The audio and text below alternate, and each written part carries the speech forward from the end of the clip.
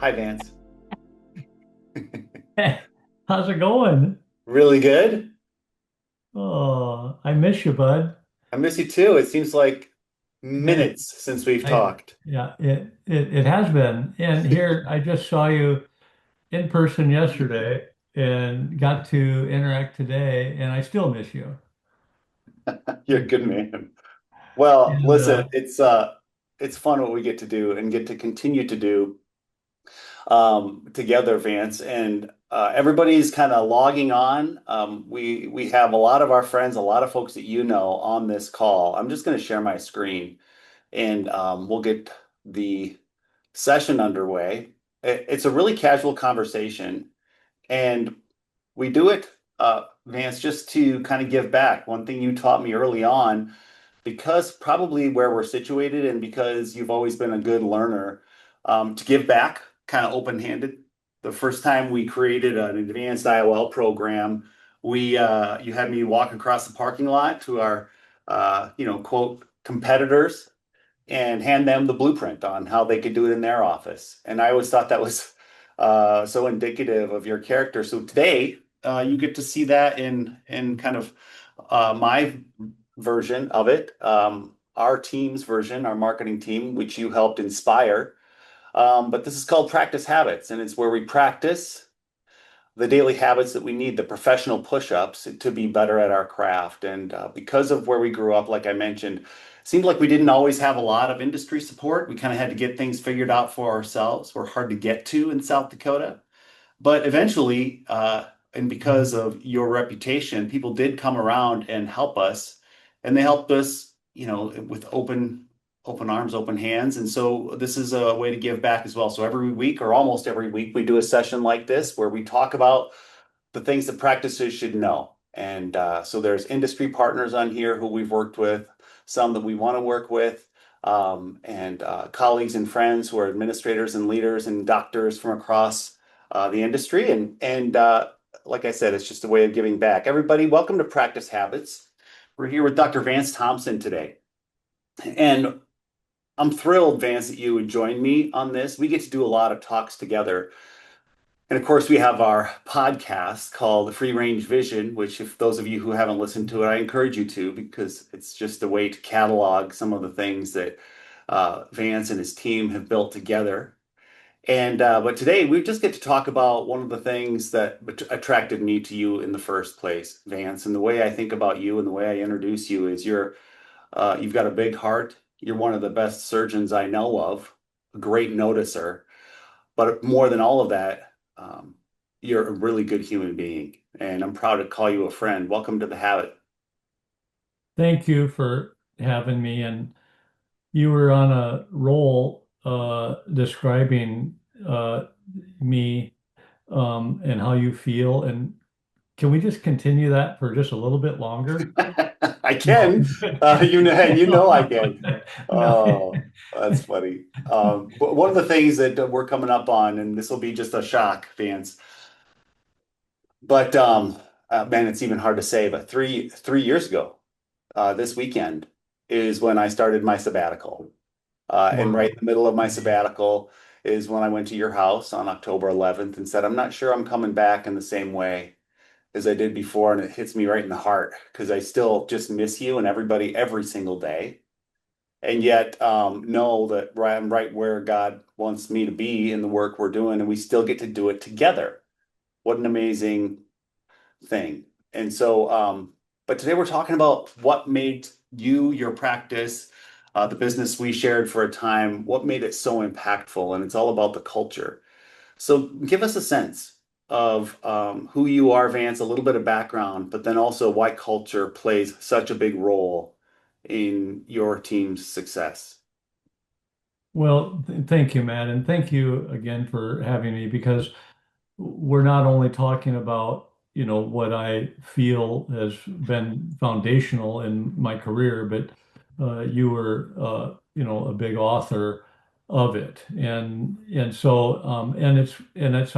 feel like it's what the world needs more of, and that's an understanding of the people part of our journey because there's just nothing more powerful than two people, doing something, together, that, we love serving. And my favorite jobs were serving. I was an aide in a, you know, nursing home. I was an aide in a hospital, and I was a, waiter. I was a bartender, and so the practice of medicine made total sense to me because I love serving, and I think it's an absolute honor to do it with the people that I do it with, and also to have people's trust. And I think that trust, and we'll, I'm sure talk about, the importance of, you know, advanced technology, and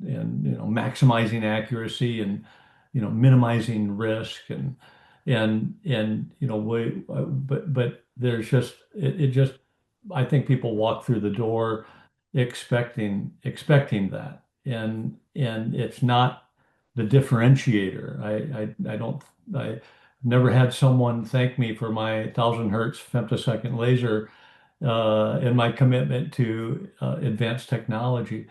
Yes, we need to make their, vision the best it can be, and we work with a very sensitive, precious sense that brings a lot of emotion. But even today, in implant surgery, I was sitting there just being so thankful for the people that I do it with, and wanted to connect, and how are their families and their lives and their fourth plans, and it just makes it such a joy to work in that atmosphere. And then what emanates from that, and you've heard me say before, the team who loves and cares for each Guarda, other, Timo, Timo, Timo.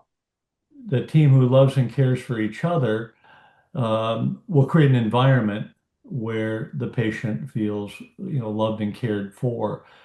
And so this people first philosophy is the part of what I do. That's my favorite thing I do. And I was talking to one of the optometrists today who was seeing patients that I was going to be doing surgery on, and I told him, I said, and he happens to be in our optometric residency, and this is his last couple days before he heads to the practice that he's joining down in Florida.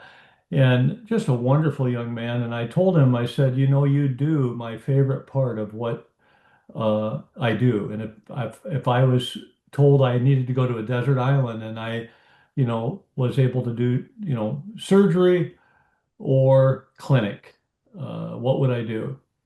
And here's a guy who absolutely loves doing surgery.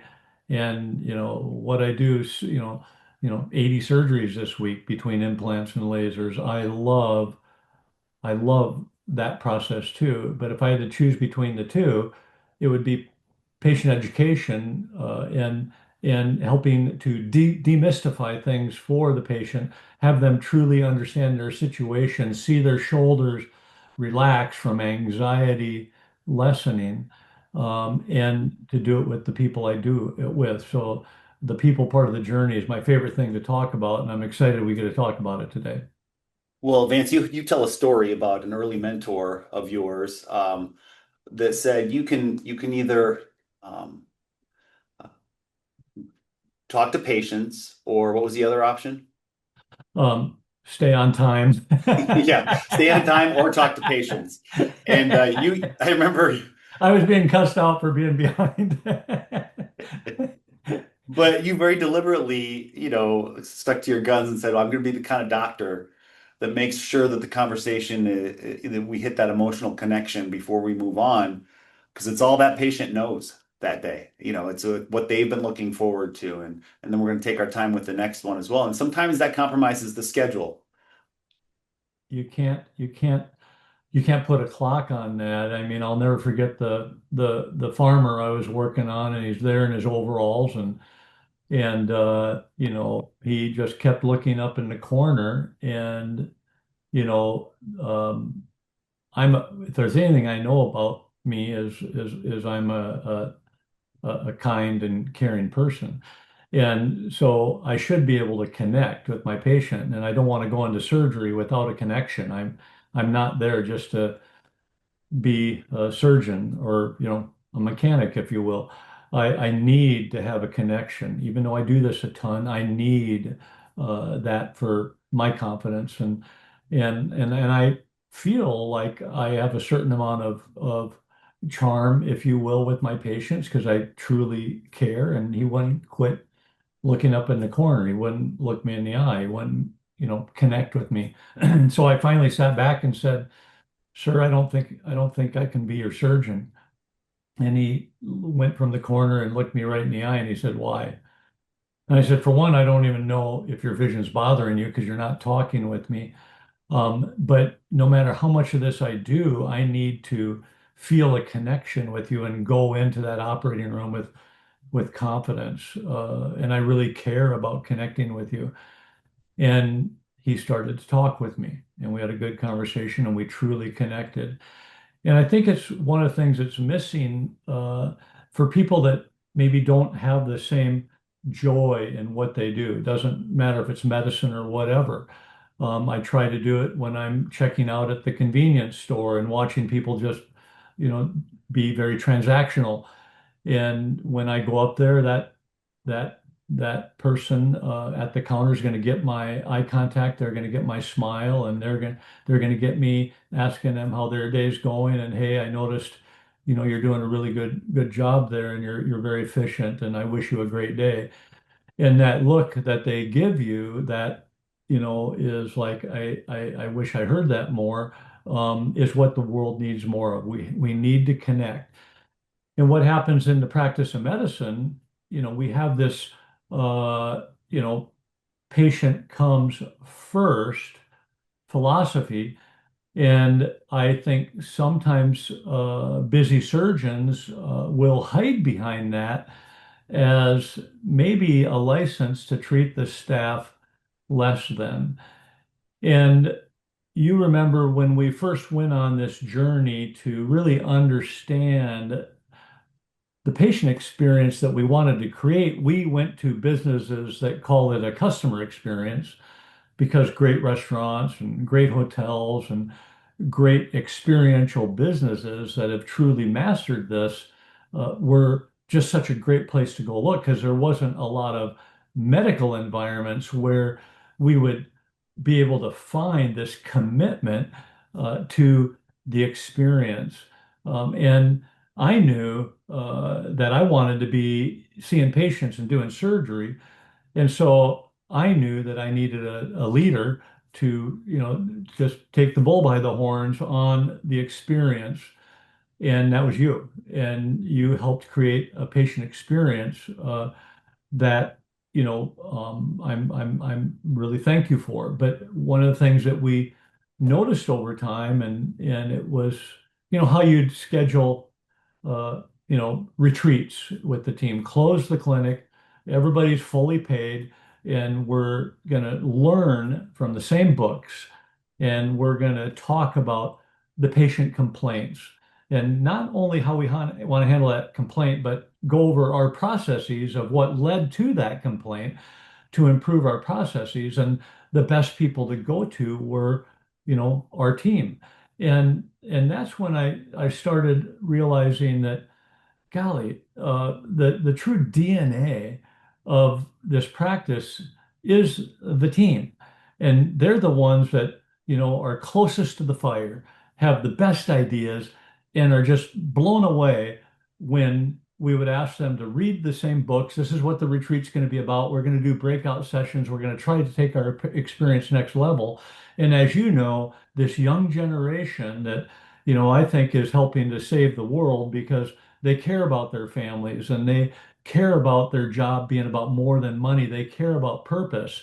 And so when you start doing that with your team and the joy that comes from their job satisfaction that, wow, they really are the author of so many experiential ideas that have, led to, where we are, that it just was when I started developing this, the patient comes second philosophy. And in the practice of medicine, when you tell, a group of surgeons in an auditorium and you start out with the patient comes second, and tomatoes are getting thrown at you, and how could that's blasphemy in the practice of medicine. I'm like, wait, I'm going to do the right thing for the patient, no doubt about it. I think most human beings want to do the right thing for each other. What I'm talking about is exactly what we're talking about here, and that is culturally, if the team feels like they come first, um, the patients who walk into that atmosphere are going to say, I don't know exactly what's going on here, but I love how they treat each other. And I love how they treat me. And I trust them to do my eye surgery. And I'm going to tell my friends. And you don't do these things with marketing as your, first thought. But when you're doing things like that that have a trailing effect of being building trust with your patients and being the foundation of your marketing program, positive patient word of mouth, and it comes with high employee satisfaction when they truly feel like they come first culturally. The patient coming second culturally is actually the best atmosphere for the patient. Yeah, I love that, Vance, and I love the provocation that patient comes second kind of brings because it makes people lean in on what you're going to say next. Vance Thompson Vision is almost 500 employees now across, many great states in the upper mid and mountain west. And if you raise your hand and say, listen, I'm patient first, versus you, along with all of those people saying we're patient first, um, if you can get the latter to happen, it's much more powerful. And the only way to do that is to serve them first. Yep. It's like the old, the adage of the airliner when you put you breathe the own air, make sure you're healthy, right? Take care of the people next to you, and then you're calling after that. Now, when you walk into a Vance Thompson Vision, one of the things that I heard over the years when we were working together under the same roof, and this was from vendors and friends, but it was also from just folks in the community, not just patients. When they'd come in, they say, I don't know what it is about this place. It just feels different, special. What did they mean by that? Well, you know the saying, people want to know how much you care before how much you know, and so I think that that caring environment is an easy thing to say that you want to have. It's an extremely difficult thing to actually manifest because there's a lot of pressures in business and medicine, and there's a lot of change and reducing reimbursements and the stresses of even dealing with unhappy patients that we just crushes us, and we're going to do our best to try to get them in a better place, or fellow workers that just lost a loved one, and so there's a lot of things that want to just tug at this idea of creating a caring environment. But I think it starts in a medical practice with the doctor, because either I always say, if you're not comfortable doing this, because I eat and breathe this, I mean, it's what drives me. If you come to my house for dinner, you're not going to see the bottom of your water glass. I love taking care of people. It's just the way my DNA is. But if yours isn't that way and it doesn't fascinate you, you can have people join you that are excited to do that. And you can pay them fairly and invest in having world-class people to do those things. And you can allow your clinic to close and pay your employees, and you can on and on and on invest in it. And so starting with yourself, I think, is really important. And do you mind if I go through the little checklist that I made for myself at the kind of the beginning of this journey, that when I really had to look at myself? Because remember, uh, you know, I was at this for, a decade before I had the honor of having you as a leader in my practice, and I didn't get this.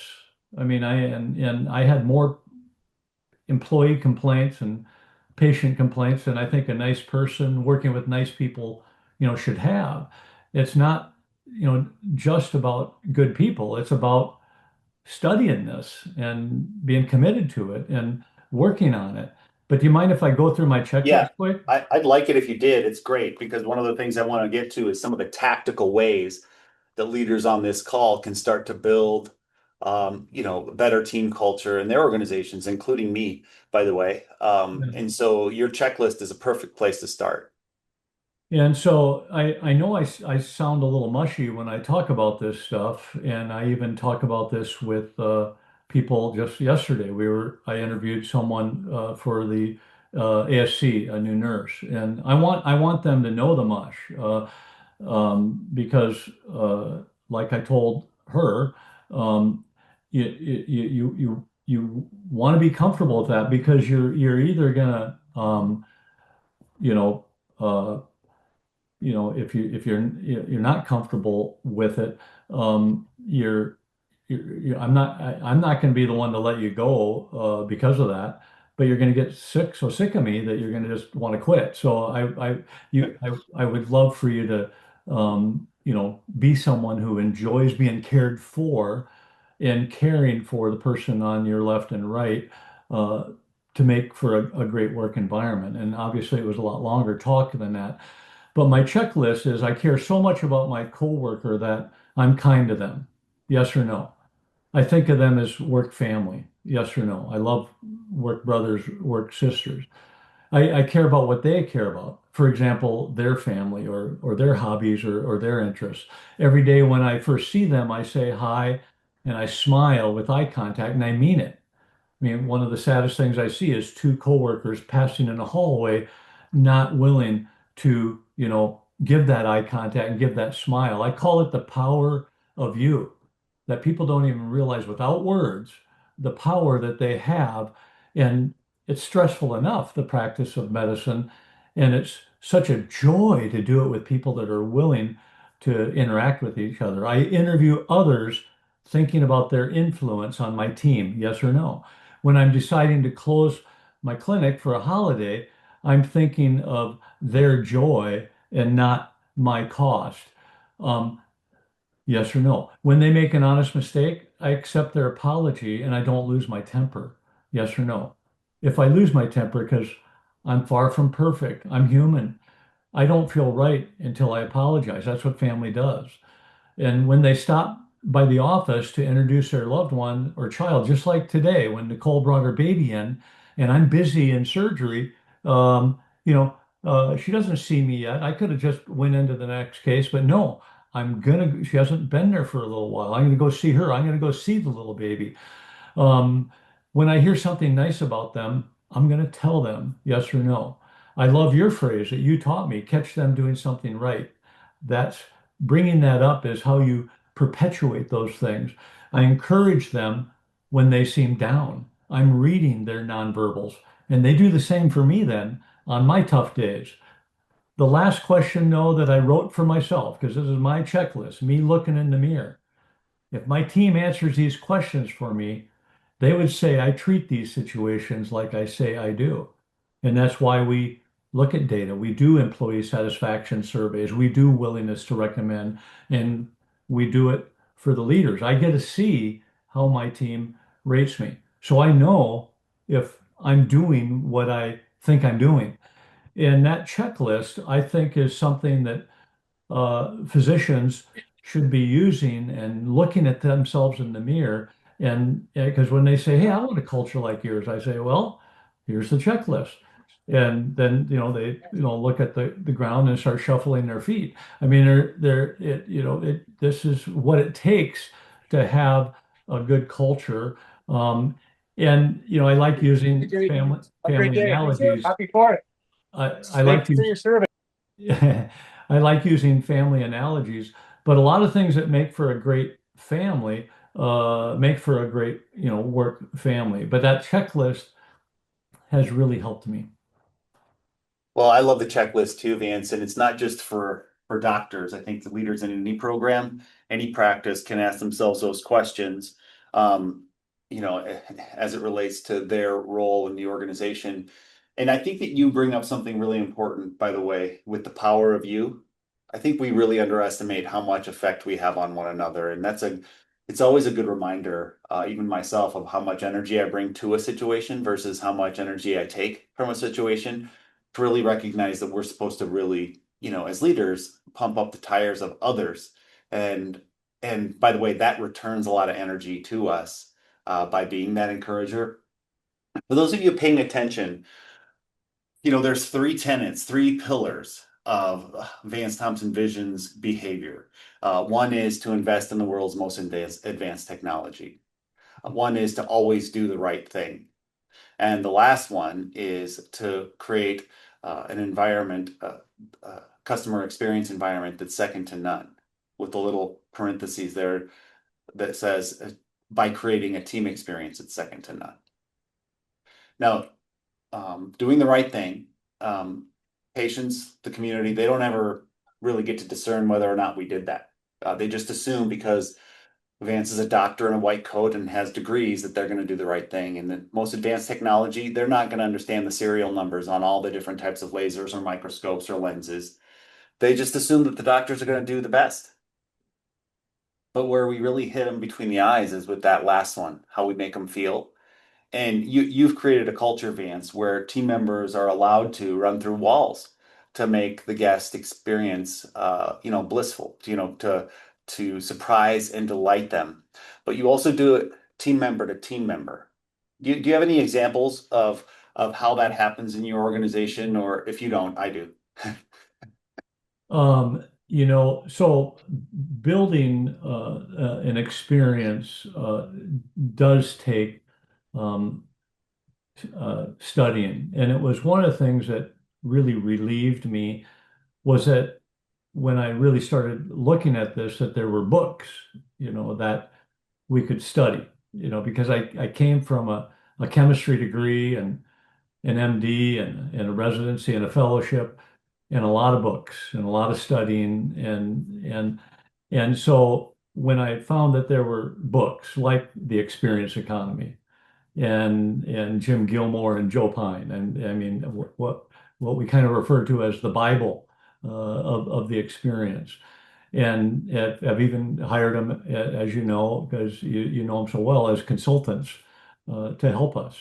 Or Secret Service by John DeJulius, or The Customer Service Revolution by John DeJulius, or Raving Fans by Ken Blanchard, and I could go on and on, but starting out by reading and studying those books and doing it with your team, I think is a really good example. The huddle, starting out the morning, all together. Not everybody can always be there. It is recorded, and so the people that are maybe doing something with patient care and can't always be there are really encouraged to watch the huddle. But it's just a great example of people maybe little coffee, little treat, little good morning. Who's going to be visiting for the day? Any big announcements? Typically, something educational. Yeah, invited guests, and you've done this for our team, so many times, and we've had outside speakers, and we've had, internal speakers, and it's a great time for them to get to know the new doctor, and so the huddle has been, super impactful. I do think that people that enjoy working together also enjoy having fun together. And so we have a fun committee and we, organize monthly events and sometimes it's just team away from, the clinic and whether we're at a brewery or whether we're doing something fun or whether and then other times we'll have them and their loved one, their significant other, their spouse, their girlfriend, boyfriend. That's fun. And then sometimes it's the whole family. We love doing family events. but we have a fun committee, and we think about how we're going to touch lives through spending time together. And we're thinking about the holiday gifts, and so many things that come out of fun committee. And so those are some of the things that we do. We support education so that they feel like we're investing in their lives. And we all have our I like to tell puns and dumb dad jokes. And so just like a dad or a grandpa would do, no problem throwing yourself under the bus to get your kids to roll their eyes, and maybe giggle inside. Pretty rare I get them to giggle outside. But the same with the team, to have to be able to open yourself that much, to have fun and be a little dumb, if you will, whatever your thing is. I think is really helpful. What are some of the examples you think of, Matt? Well, it's a good question, and it's a nice segue actually, because I want to make sure that we have time for some of our folks who have joined us on the call today to ask questions. So I'm going to have people unmute. But the first people I'm going to call on is we've got a number of Vance Thompson Vision folks on the line today, and I'll start with you, Melissa, if you can unmute and maybe share an example. I'm coming to you next, Sarah, by the way. Share an example of how Vance Thompson Vision builds good company culture. Are you looking for specifically a Secret Service Yeah, example, Matt? a Secret Service example would be a good one. Sure. Yeah, I was out and about in the community and learned that someone that we work closely with was headed up to Leech Lake for a muskie fishing adventure. He happened to, throughout the conversation, drop when he was going to be there and tell me which side of the lake he was going to be on because I also grew up fishing in that lake. And so we found some commonalities around that, and I just tucked it away. And by the time he made it to his family vacation to Muskie Fish, there was a topographic map of the lake and a lure waiting for him, just letting him know that we're thinking about him and that we hoped he had a great time. And in return, the first couple days, I got a text that showed, no muskies yet, but it was a beautiful picture of a gorgeous walleye. And 2 days later, one that said success, and a picture of him holding that muskie. And so it's so fun to be able to share in other people's joys, and help them to make memories doing the things that they find special. And so that was just a really fun opportunity to, spend a couple dollars, and think about somebody and surprise and delight them in ways that they would never expect. Right. And to have every time they fish forevermore, they're thinking of you in a positive way. And not that that's why you do it, but it does build relationship, and it affixes memory to something important to them. And it's good listen. You create, you exercise those relationship muscles that we want in our personal lives as well, like listening to things, tucking it away, bringing it back up later. Sarah Hartnett, do you have any examples? Yes, mine is probably a little bit smaller scale. I think my favorite team to team member Secret Service is just the random coffee that appears on your desk, and sometimes it's signed and sometimes it's unsigned with just a little note that says, "Have a great day."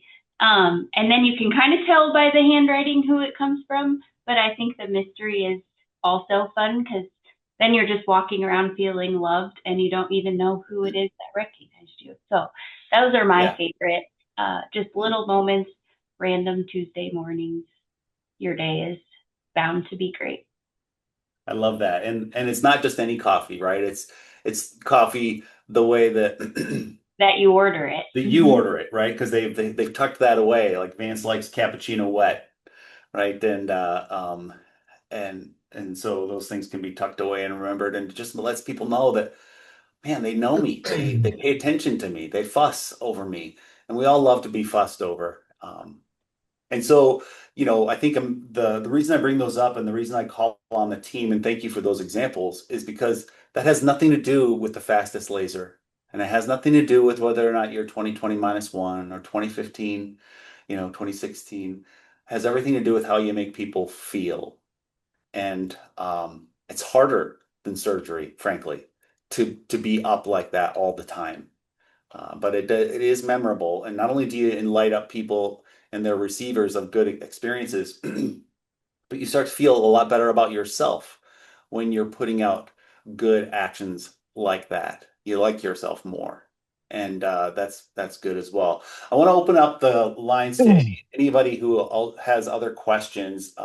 Anybody I want got a to? good one for you. Okay, hit me. This is Cade, This right? one's this one's Dr. Thompson. So when I got to come and visit you in January, I get to my hotel room and the Vance Thompson Vision experience like immediately started. So I get there, I walk into my hotel room, this huge gift basket from Matt and Courtney and their team. And then I have, drinks with Wade and Mark, and I get time with them. And then of course we have dinner and we talk about hunting at dinner. And so then the next morning, I show up to meet with Melissa and Mark, and I walk upstairs. There's this welcome sign says "Welcome, Cade Wilcox." Like they just rolled out the red carpet.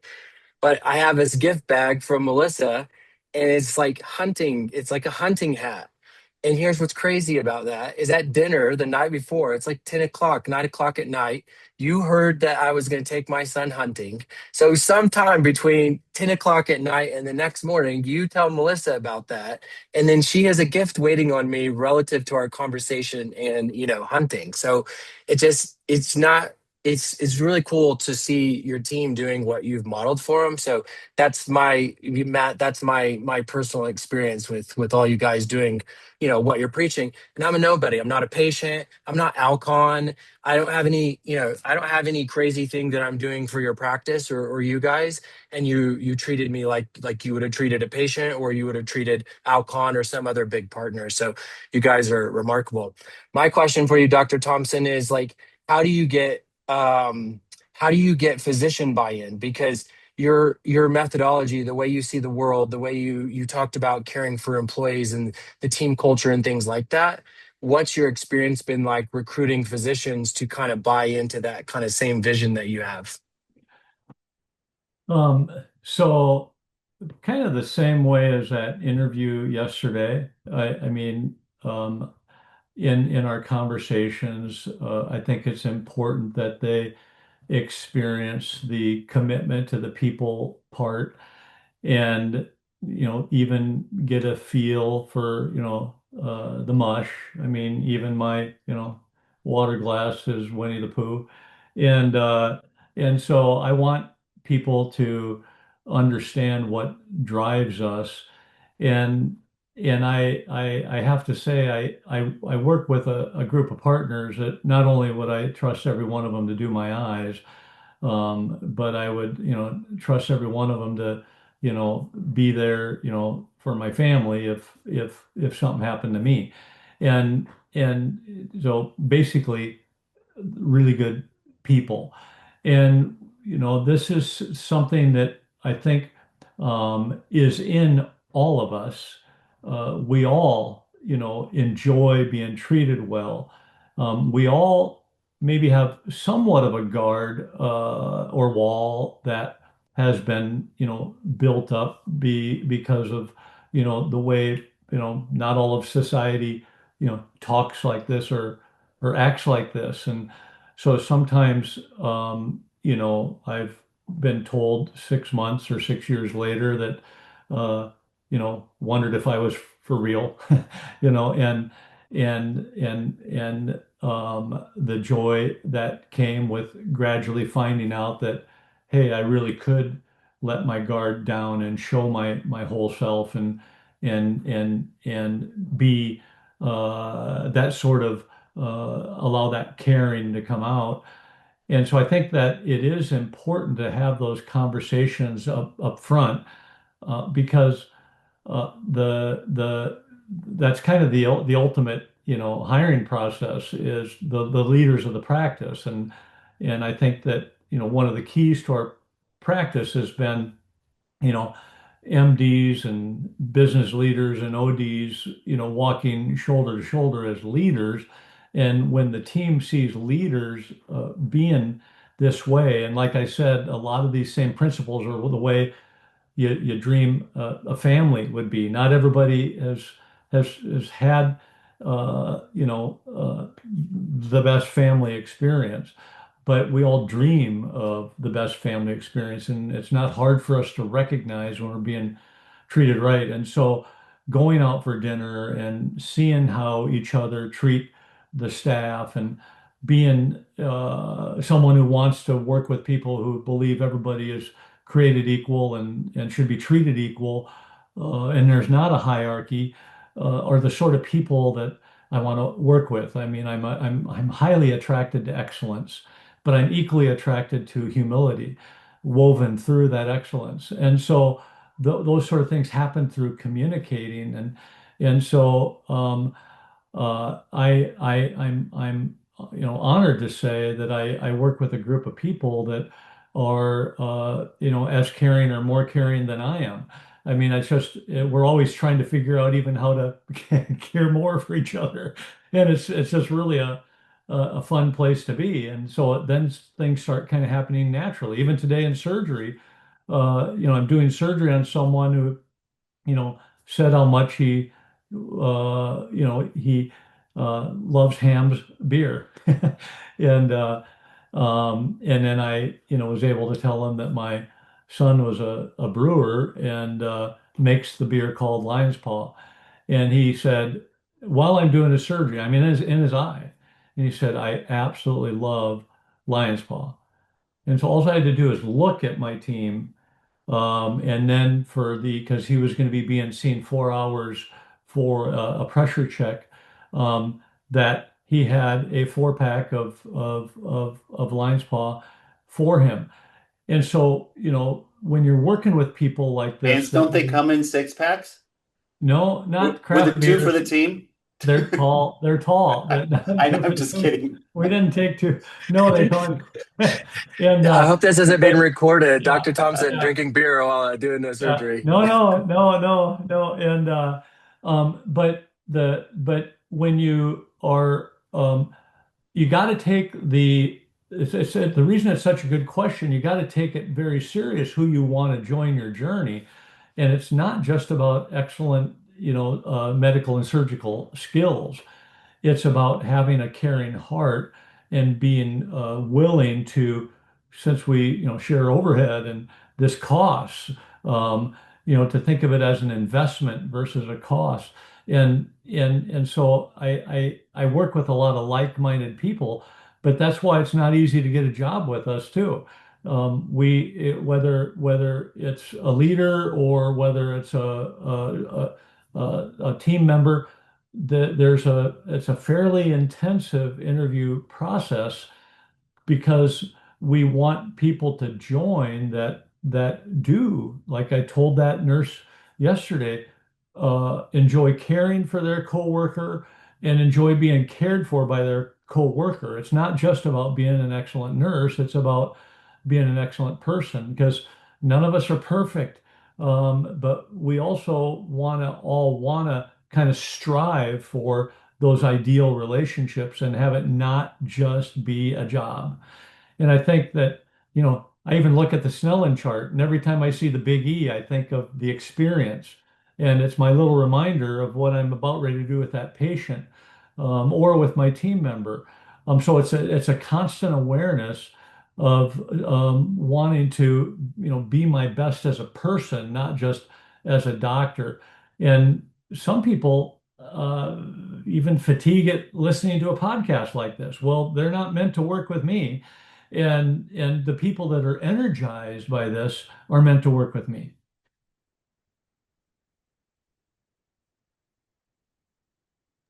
You're on mute.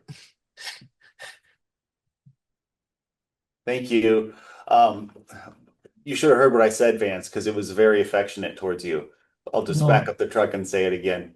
yeah. You have a great way of bringing things down to a level that we all want and need. Kind of like with our own children, they just want to know we're proud of them, that we love them, and that we believe that they can achieve anything they want to. And you believe that about your own team. It just reminds me of how much I loved going to work with you every day and what you taught me over time and continue to. I would just encourage everybody to tune into the Free Range Vision podcast. Vance and I get pretty deep pretty quick on a lot of topics like this with specificity on partnerships, on investing in technology, on pricing, all kinds of things that affect your practice. But Vance, I want to thank you for your time because it's hard in the middle of a surgery day. And I like how you shot low. Many weeks you're doing 100 cases in a week. And you mentioned 80 today. Yeah. But you're busy and there's a lot of things you could be doing. So it's awesome that you would share time with us right now. And everybody, next week we're going to have Vance's partner, John Berdal, on the line, and he's going to talk about a topic that Vance and I opened up with today, which is what to do and how to spot it when your leaders might be burning out. What do you do then? And it's going to be a really important story to tell, and we'll use some of my story as part of that discussion. But Vance, I want to say this because we can do it publicly, but you're one of the finest people I know and one of my very best friends, and I love you. I love you too, and thank you for the time to talk about something so important, not only to our practice and business, but the world we live in. So thank you. Thank you. Thanks, everybody. Great work, Dr. Thompson. Yep, thank you. Bye. Great to see us. Thank you. Thank you, guys. Yeah. Fourth, Bye. everybody.